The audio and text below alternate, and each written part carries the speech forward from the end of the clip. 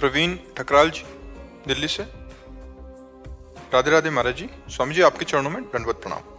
स्वामी जी कृपया इस विषय पर प्रकाश डालें कि सकाम साधना क्या होती है और ये कैसे फलीभूत होती है। किसका प्रश्न है? सकाम में दो भाव होते हैं, एक होता है संकट निवृत्ति की कामना और एक होता है अर्थ ऐश्वर्य प्राप्ति की कामना। ऐश्वर्य प्राप्ति में समस्त कामनाएं आ जाती हैं भोगों की, और संकट निवृत्ति में विपत्ति, नाना प्रकार की विपरीतताएं उनकी निवृत्ति के लिए आती। कामना दो प्रकार की होती है, जो संकट निवृत्ति जिसे आर्त कहा गया है, और एक होता है अर्थार्थी, मतलब ऐश्वर्य प्राप्ति की। अब इनके विविध अनुष्ठान हैं, विविध, एक दो नहीं, लाखों करोड़ों अनुष्ठान हैं। कोई किसी देवता से चाहता है, कोई किसी दैवी शक्ति से चाहता है, कोई किसी से भी चाहता है, और कोई भगवान से चाहता है। जो भगवान से अर्थ संकट निवृत्ति या अर्थ निवृत्ति चाहता है, तो साथ में भगवान उसको अपनी कृपा भी दे देते हैं, तो वो कृपा उसे फंसने नहीं देती माया में। भोगेश्वरी भी मिलता है, जैसे भगवान के परम भक्त श्री विभीषण जी, जब रावण ने लात मारी तो कहा नहीं, पर हृदय में एक कामना हुई कि जिस जगह से तू बैठकर मेरे को लात मार रहा है, इसी सिंहासन पर मैं राज्य करूंगा भगवान के बल से। और कहा मैं जा रहा हूं भगवान की शरण में। तो जाते ही भगवान ने सबसे पहला कार्य किया था, समुद्र का जल लेकर लंकाधिपति विभीषण जी को बनाया, एक कल्प तक का राज्य दिया। भगवान की भक्ति में भी निमग्न है और वैभव आज भी वो विराजमान है। प्रहलाद जी को भगवान ने वरदान मांगने के लिए कहा, तो प्रहलाद जी ऐसे निष्काम भक्त थे, उन्होंने कहा कोई कामना ही ना हो प्रभु, यही वरदान दे दीजिए। तो सकाम भक्तों ने भगवान से जब मांगा तो भगवान ने कृपा करके, जैसे कामना की पत्नी की करदम ऋषि ने 10,000 वर्ष तक तपस्या करके भगवान से, तो भगवान पुत्र रूप में आए। पत्नी तो मिली ही, पर कपिल भगवान के रूप में आकर सांख्य शास्त्र का उपदेश किया। तो अन्यत्र जो हम मांग करते हैं अनुष्ठानों से, तो केवल मांग पूर्ति होती है, लेकिन भगवान से जब मांग करते हैं तो मांग के साथ भगवान की कृपा हमें प्राप्त होती है। अनुष्ठानों की तो विविध करोड़ों अनुष्ठान हैं, शास्त्रों में भरे पड़े हैं, विविध प्रकार के यज्ञ, विविध प्रकार के मंत्रानुष्ठान, विविध प्रकार के तंत्रानुष्ठान।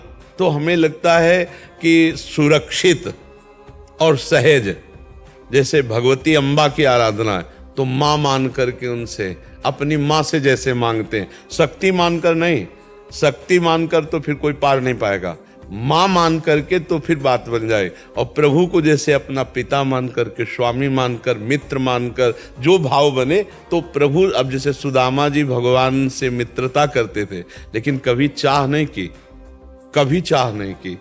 भगवान ने स्वयं जाके उनकी पत्नी के हृदय में चाह पैदा की, तब सुदामा जी गए, फिर भी मांगा नहीं, तो अनमांगे भगवान ने द्वारिकापुरी जैसी सुदामापुरी बना दी। तो भगवान तो बड़े कृपालु हैं। धन चाहने के लिए भगवान का नाम जप करे, भगवान के आश्रित रहे और भगवान से प्रार्थना करे, तो बहुत जल्दी लाभ मिल जाएगा। और या फिर शास्त्रों में वर्णन अनुष्ठान करे, दैवी शक्तियों का, बड़े बड़े देवताओं का, लक्ष्मी जी आदि बड़ी आराधना है, वो आराधना कर ले।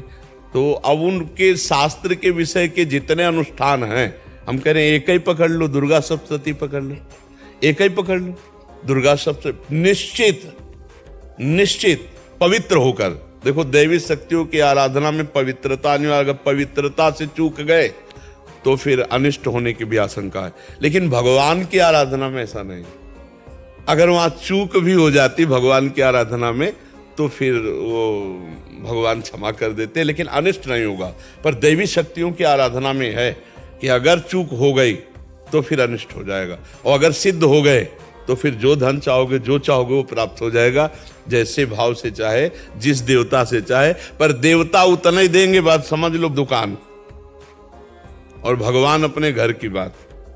देवता में जितना आपका मंत्र होगा, जितना आपका कर्म होगा, उतना ही आपको मिलेगा, वो भी सही हिसाब से जो हो गया। तो जैसे दुकान में जाओ तो जितना है उतना ही आपको देगा, लेकिन अपने घर में तो भगवान अपने घर के हैं, हम भगवान के अंश हैं, हम भगवान के अंश हैं, तो हम भगवान से मांगे। और मांगना मिट जाएगा अगर भगवान से मांगे। और एक छूट दे दें कि आप, हम मांग तो जरूर रहे लेकिन उचित हो तो देना, और उचित ना हो तो हमारे जिंदगी भर मांगते रहे तो भी मत देना, जिससे आपका मार्ग छूट जाए, जिससे हमारा सतमार्ग छूट जाए। ऐसा हमें धन मत देना कि हम मतवाले हो जाएं और प्रभु मनमानी आचरण करने लगे। तो हमें लगता है, क्योंकि हमें इसलिए लगता है कि हम हैं उनके शरण में, तो जहाँ जो होता है तो उसकी प्रियता होती है। तो अब आप वृंदावन आके प्रश्न कर रहे हैं वृंदावन में, तो हमें लगता है प्रभु से मांगा जाए। प्रभु से यदि मांगा जाए तो निहाल कर देंगे। जो धनाध्यक्ष कुबेर को भी देते हैं वही हमको भी दे देंगे। देखो स्वयं लक्ष्मी जी भगवान के चरण चापती रहती, नहीं चापती रहती? तो हमें उन्हीं चरणों का आश्रय लेकर के प्रणत कामदम पद्मजार्चितम धरणि मंडलम ध्येयमापदी, जो चरणों का आश्रय ले लेते हैं उनकी कामनाओं की पूर्ति भगवान स्वयं कर देते। प्रणत कामदम और पद्मजार्चितम, स्वयं लक्ष्मी जी के द्वारा पूजित चरणारविंद भगवान के हैं। तो भगवान का नाम जप करो और भगवान से प्रार्थना करो कि प्रभु यद्यपि मांगना तो चाहिए आपका प्रेम, पर हमें संसार में धन की आवश्यकता है, तो आप कृपा करके हमें वो कार्य दे दो, वो विधान बता दो जिससे हमारे परिवार की पूर्ति के लिए धन की प्राप्ति हो जाए। तो सच्ची मानिए भगवान कृपा करेंगे और व्यवस्था बनाएंगे, पर पहले पाप नष्ट होगा, उसके लिए आपको भजन करना पड़ेगा। बिना भजन के कामना की पूर्ति ठीक हो पाना हमें तो लगता है असंभव है। उसके लिए भजन चाहिए, क्योंकि पाप नष्ट हुए बिना सुख विधान नहीं बनता। तो पाप नष्ट होता है भगवान का भजन करने से, मंत्र जप करने से, नाम जप करने से। नाम से जहाँ पाप नष्ट हुए तो विधान बन जाएगा, सुख का विधान बन जाएगा। समझ पा रहे हैं आप?